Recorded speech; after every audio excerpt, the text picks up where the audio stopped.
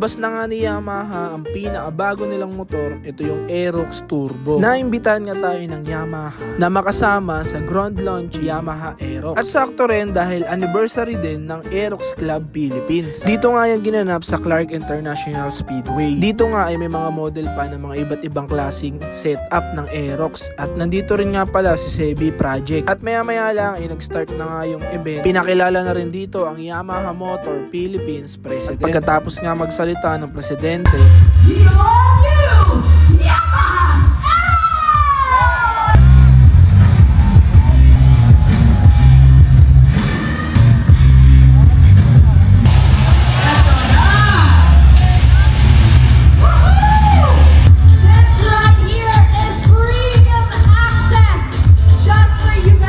pagkatapos nga ipakita yung bagong Aerox at mga kulay nito, ay pinakilala na rin isa-isa yung mga rider.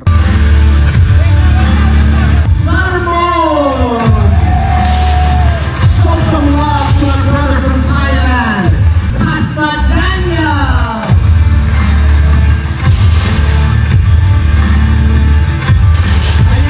Nasrul Izan, welcome.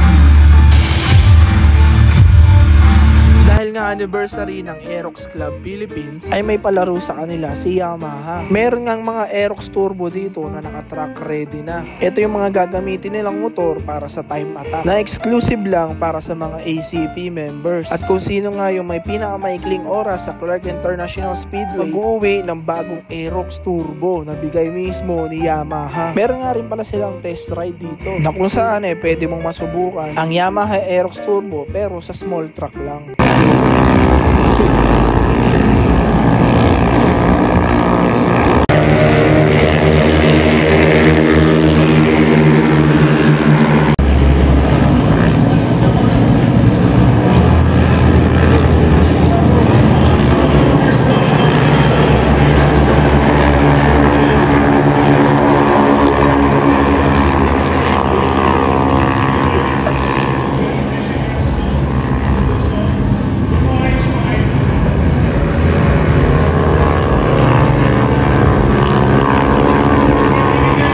Ay po, sinikit na scatter. Kaya nagtitext nga sa akin ganyan Sir, baka gusto mo maglaro sa akin.